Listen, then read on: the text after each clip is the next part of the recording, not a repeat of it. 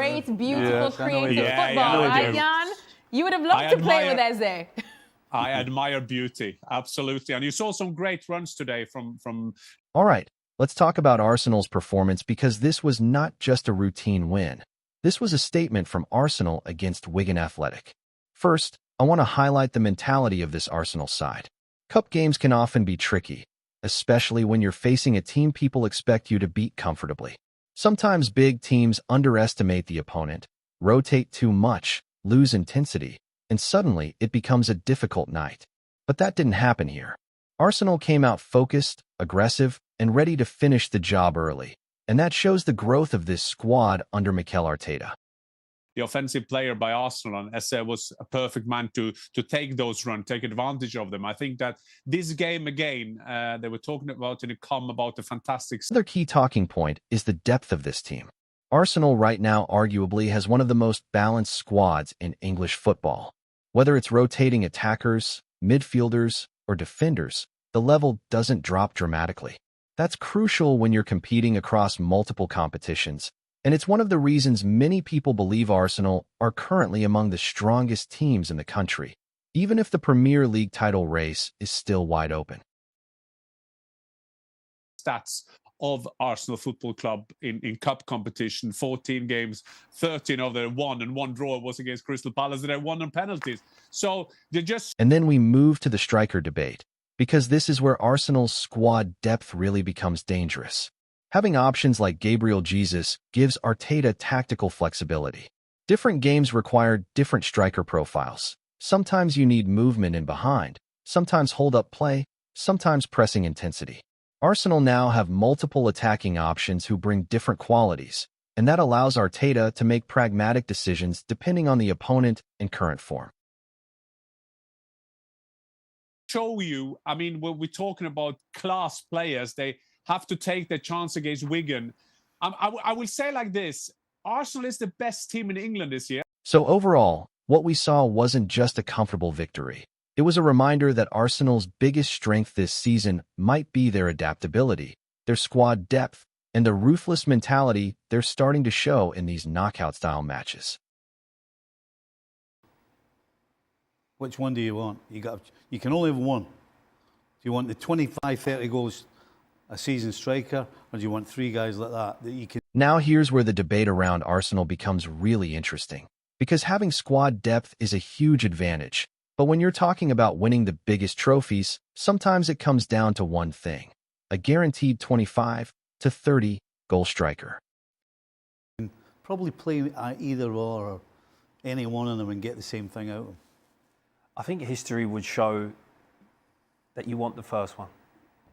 History shows us that most title-winning teams usually have that one reliable finisher, the player who decides tight games, scores the 1-0 winners, or delivers in those tense final moments. When you look across Europe, the best teams often have that figure. Manchester City have Erling Haaland. Bayern Munich traditionally rely on elite central forwards, and players like Harry Kane have built careers on delivering those decisive goals season after season. You want a striker that you know is going to be getting you plus 20 goals a season. Mm-hmm. Every time you see a championship winning side, there's always a striker in. For Arsenal, the situation is slightly different. They have goals coming from multiple positions: wingers, midfielders, rotating forwards, which makes them unpredictable and difficult to defend. But in the decisive months of the season, especially when margins become extremely small in competitions like the UEFA Champions League or the Premier League, having that one natural, ruthless finisher can sometimes be the difference between reaching the final and actually lifting the trophy. There that has one of those seasons. A tried and true. Yeah. Who's your pick? Did you say your pick? Well, they don't have one. That was the reason I was... That doesn't mean Arsenal's system is flawed. In fact, their structure, organization, and shared responsibility in attack are big reasons why they remain competitive at the highest level. But the real question moving forward is simple. When the pressure hits in those tight knockout games, do Arsenal have that one striker who can consistently deliver the winning moment, or will they continue to rely on collective scoring to get them over the line? And the top of the Champions League in late February, it's kind of one of them where it is a They're little doing bit something difficult. They're doing something right, It ain't exactly. broke. You're doing It ain't something broke. So right. it's Now this is where the conversation becomes deeper than just Arsenal need a striker. Because what we're actually seeing is an evolution in football. Across Europe, the game has changed. Defensive structures are more compact. Teams recover into shape much faster. Set-piece goals are rising. Traditional number 9 goals are declining. That tells you something. It's not just about individual strikers underperforming. It's about the tactical era we're in. it's tough. It's a tough one. Yeah, and I think I saw you shaking your head. No, not shaking your heads is interesting. Absolutely. This is a part of the So when people criticize Arsenal's forwards for not hitting 25 to 30 goals individually, maybe subconsciously they're criticizing how the modern game is structured.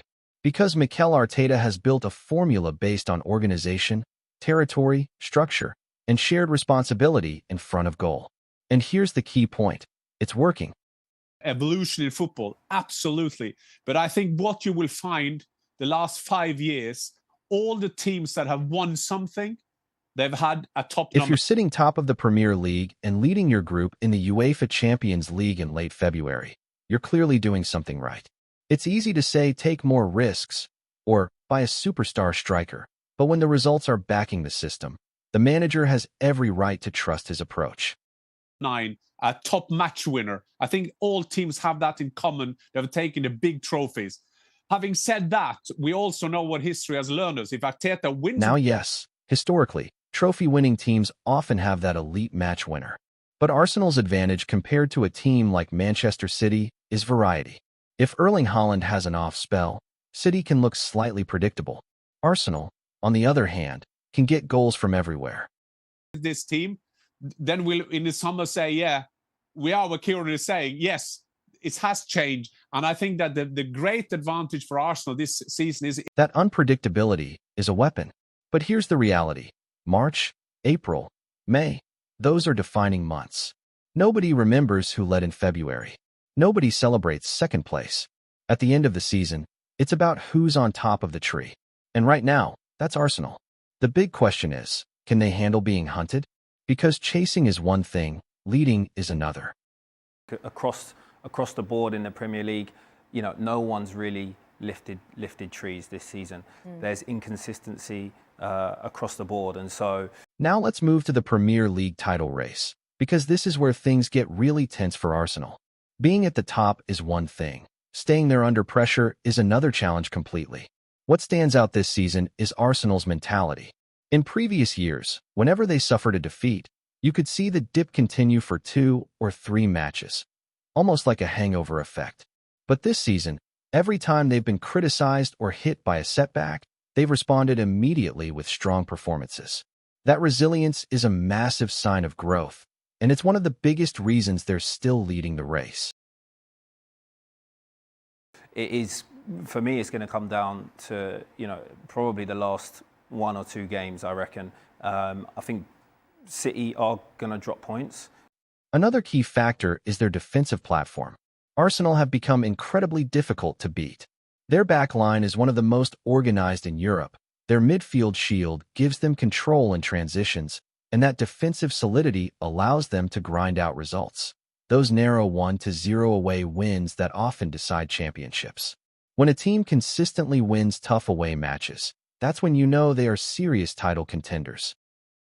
But there's a case to be made that Arsenal will as well. I think what gives me confidence in Arsenal this season is that every time...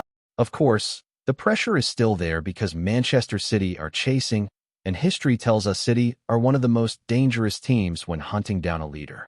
With a serial winning manager like Pep Guardiola, they know exactly how to handle the final stretch of the season. That experience is something Arsenal are still building under Mikel Arteta. I mean, I went to 2 of their away games. They went to Everton, won 1-0. They went to Leeds. Everybody said that's going to be a very difficult game for them. But if you compare overall balance, defensive strength, squad depth, and consistency, Arsenal arguably have their strongest platform in years to go all the way. The real test now is simple. Can they maintain this level when the pressure peaks in the final weeks of the season? Because titles are rarely won in February, they are decided in those final high-pressure matches where mentality matters as much as quality.